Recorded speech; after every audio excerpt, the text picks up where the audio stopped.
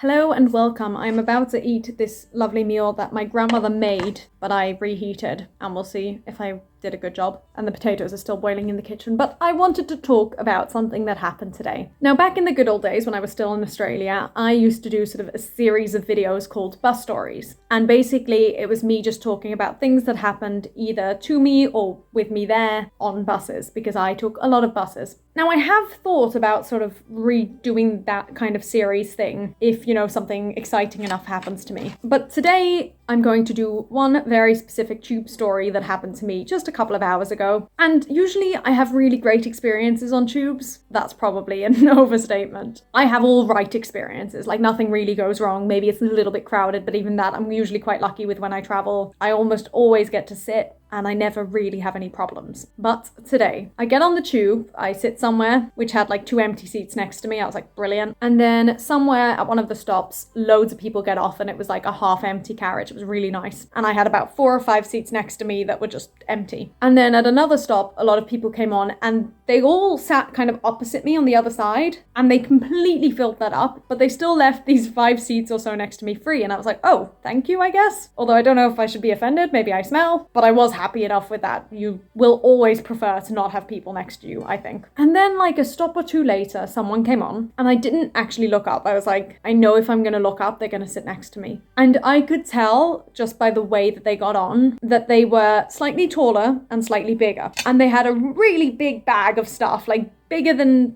probably my top half. And a dog walked on as well. But it wasn't like a sweet dog. It was like, I can't remember what kind of breed it was, but it just didn't have a nice looking face. I mean, I still liked it because it was a dog, but you know what I mean? Anyway, of course this person sits next to me. And look, I get it. There are people who are larger than sort of the standard that the tube is made for. And I don't have a problem with that. I totally understand that that is annoying for them as well. So I'm never going to make it a bigger deal than it needs to be. But this person sat down, put the bag down in front of them, and then opened their legs so wide. Like you have the usual sort of someone taking up a little bit more than their own seat, which is annoying, but fine, whatever, especially if they're not directly next to you, it's not really a problem. But this person was taking up, I would say, like at least half of each chair next to them. And I'd been sat on the tube with my legs crossed. That's just how I usually sit. But it was my right leg crossed over my left, so I was kind of leaning towards the left, and this person sat down next to me on my left. So I slowly kind of scooted my legs over, and then this person put their elbows down on both seats. But again, not just gently on, over the top of them. So, elbow in me. So I'm like scooching all the way over to the left, like rail thing, whatever it's called. And I'm sat there like this. And I was like, right, I'm just not going to look at them. I'm not going to make any contact. It's fine, whatever. I wasn't happy, but whatever. At one point I look up and I make eye contact with someone who's kind of sat slightly diagonally across from me. Seemed to be male representing, and I would guess probably around 40s, I don't know. And he just gives me this look of like almost pity, but also just like, I'm sorry for you. It was really the kind of look of like, I wish I could help you right now, which I greatly appreciated. I'm going to check on the potatoes 1 second. I'm going to give them 1 more minute. And then I kind of just looked back down. And then I looked up again at some point, and there was another person directly opposite me who I'd kind of been watching for a lot of the journey, because he had this tiny red notebook that he kept like writing things in and then closing it and then pulling it out and writing more, which I just found fascinating. And it was a really small notebook. I was like, I wonder what he's writing down. But anyway, I happened to make eye contact with him. And he also gave me that look of like, I apologize on behalf of the person sat next to you. Again, I just thought it was very nice. And maybe they weren't giving me that look, but that's how it came across. I have such a mixed relationship with mushrooms. That's a really nice dish. Oh, it's been over a minute. Is this the best way of doing things? Definitely not. Is the potato a little bit overcooked?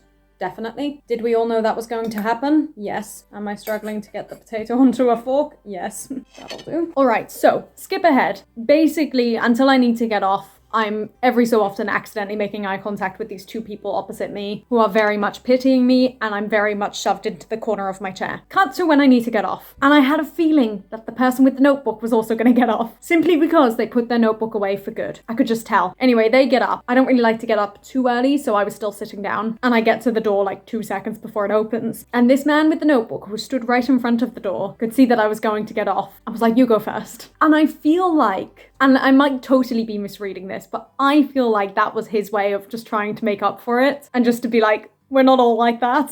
I thought it was really sweet anyway, and maybe I've just read way too much into that. But like, I felt really anxious, like genuinely, by being, you know, put into this corner. But then every time I looked up and made eye contact with one of them too, like, it did feel really comforting to know that I'm not making this up in my head. Like, this is a really unpleasant situation to be in. Other people can see it too. And as soon as this person sat down and was, you know, spreading their legs so wide, I was like, right, I'm gonna look round and just have a look at how everyone sat, because I'd been with my legs crossed. There was someone a few seats down from me who was legs sort of slightly wider than the chair, but not, you know, an extortionate amount, and there was no one next to them. The first man I made eye contact with had his legs like literally in perfect parallel with the chair. The man with the red notebook was kind of like ankles crossed, I would say, but very much within less than the space of his chair. To be fair, he was also writing, so he was very much like taking up little space. And then there were two girls next to them.